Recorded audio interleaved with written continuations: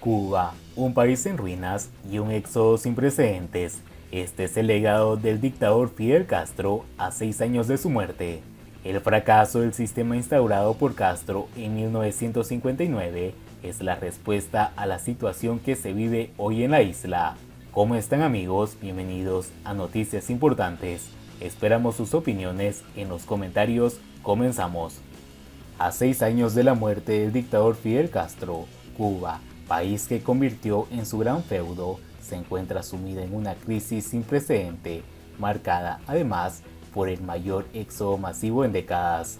El fracaso del sistema instaurado por Castro en 1959 es la respuesta a la situación que vive hoy el país: depresión, escasez de alimentos, ruina productiva, merma cuantitativa de los sistemas de salud y educación y declive del deporte, entre otros. Cabe señalar que Cuba pasó de ser uno de los países más avanzados de América Latina a convertirse en un reducto comunista carcomido por décadas de estancamiento. De hecho, buena parte de la infraestructura que hoy exhibe la isla fue construido previo a la llegada del castrismo al poder. 6 décadas después del triunfo del Barbudo, los cubanos no tienen alimentos para garantizar una alimentación decente, a pesar que en la década de los 60 del pasado siglo, el mandamás prometió a sus compatriotas leche, carne y granos en abundancia.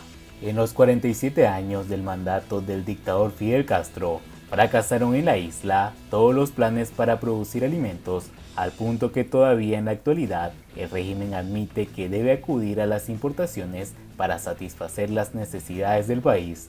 La salud pública y la educación son dos de los frentes priorizados por el comandante, muestran las claras decadencias y la inopsistema. Los hospitales de la isla exhiben un avanzado grado de deterioro. Escasean también en Cuba los medicamentos y otros insumos necesarios para quienes precisan atención médica.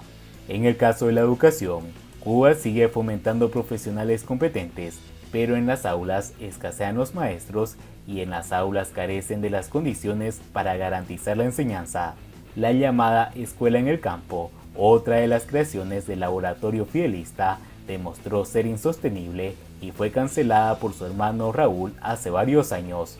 El deporte tampoco escapa a la decadencia del castrismo.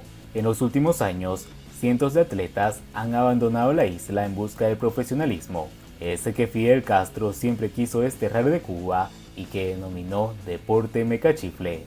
A nivel de infraestructura, Cuba es un país arrasado que exhibe un elevado déficit de viviendas y un pobre estado del Fondo Habitacional Nacional.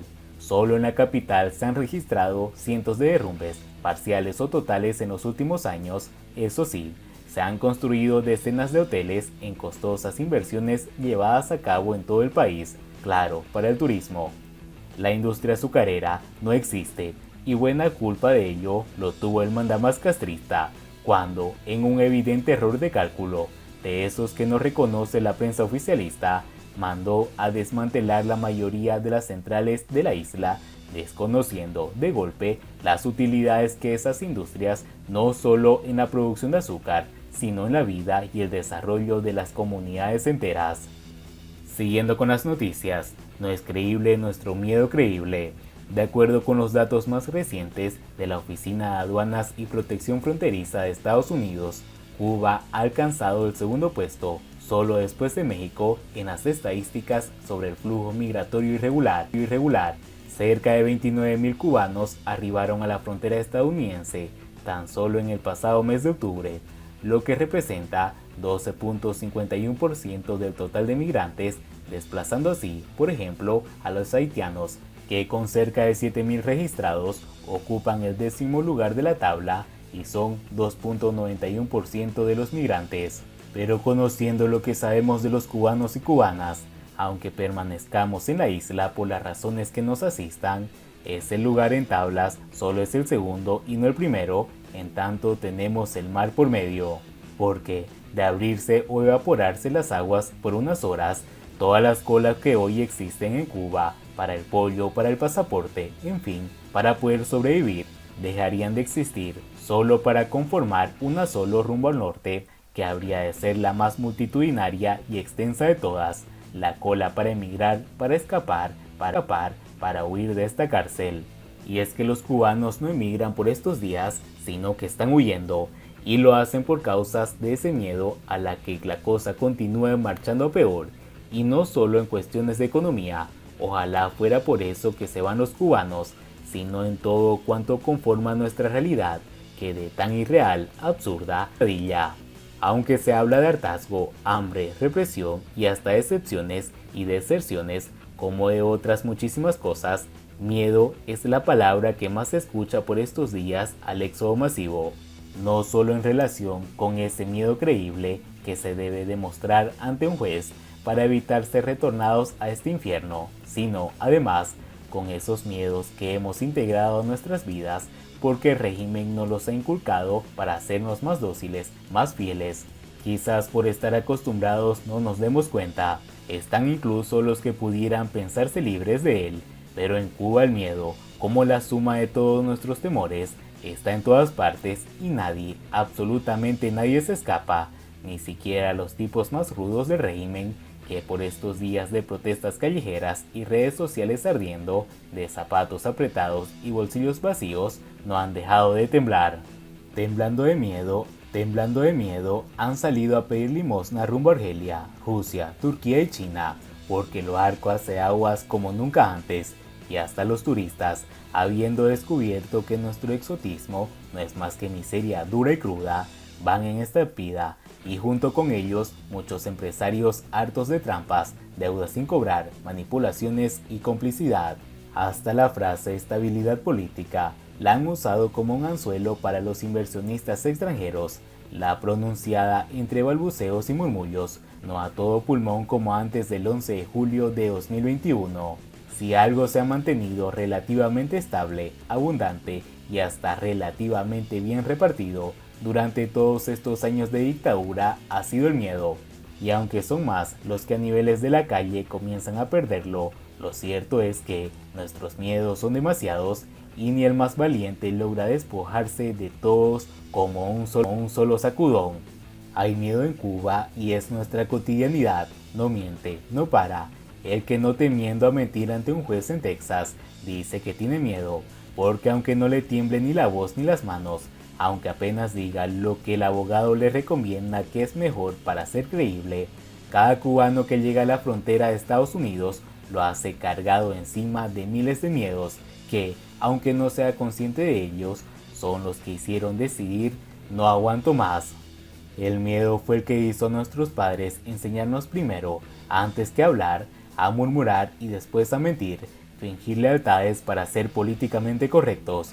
De ellos y de nuestros maestros aprendimos que ser revolucionarios es simular que ser sinceros solo nos traería problemas, y llevan razón en sus consejos y sus miedos.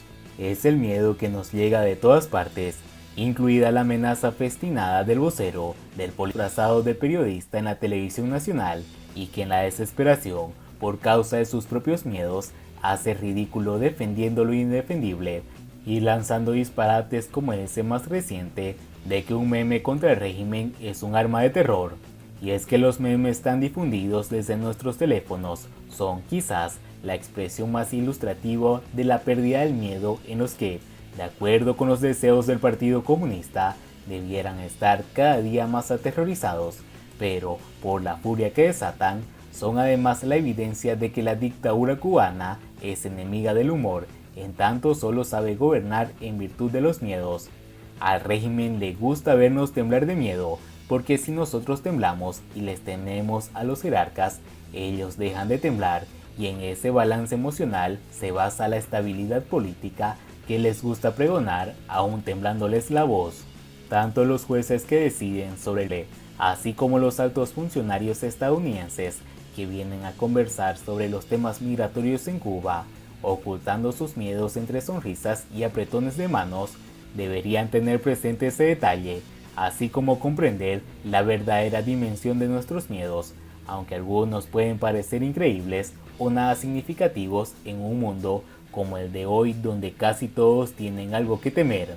Posiblemente la oleada migratoria acabará en breve, en tanto algo cruel se cocina entre ambas orillas, y ese olor del conocido nos llega bajo la forma de fuertes rumores y nuevos rumores, miedos nuevos pero a la vez ya conocidos, sobre todo este, el más terrible de todos, ese de quedar atrapados y sin salida en una isla cada vez más inhóspita. Y bien amigos, así vamos terminando las noticias importantes del día de hoy. Por favor, nos ayudaría mucho compartiendo las noticias y así poder informar a muchas más personas de la verdadera realidad en Cuba. Patria y vida mis hermanos, nos vemos en el siguiente informe.